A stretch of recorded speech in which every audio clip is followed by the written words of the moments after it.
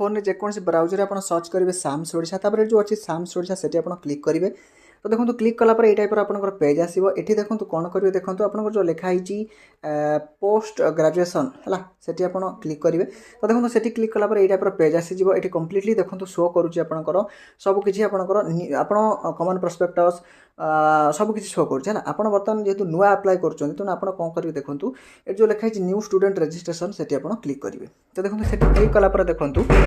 तो ये देखो आप कौन करेंगे आप 10th सर्टिफिकेट अनुसार आप जो पिला अप्लाई कर ना लिखे एक्टिव था मोबाइल नंबर देवे एक्टिव था ईमेल आईडी देवे आप 10th सर्टिफिकेट जो डेट ऑफ बर्थ अच्छे देवे जेनेट ओटीपी पर आप क्लिक करेंगे मुझे सब फिलअप कर दूसरी तो आपंकर भेरिफिकेशन कोड आपंकर पड़ेगा मोबाइल नंबर ईमेल आईडी को ताकू आप देवे आपंकर पासवर्ड ये क्रिएट करा पड़ो पासवर्ड आपंकर देखो मिनिमम आपंकर 8 कैरेक्टर रखिए मैक्सिमम आपंकर अच्छी 12 कैरेक्टर मिनिमम 8 कैरेक्टर भितर आप कैपिटल लेटर रखिए स्मॉल लेटर रखिए किसी नंबर लिखिए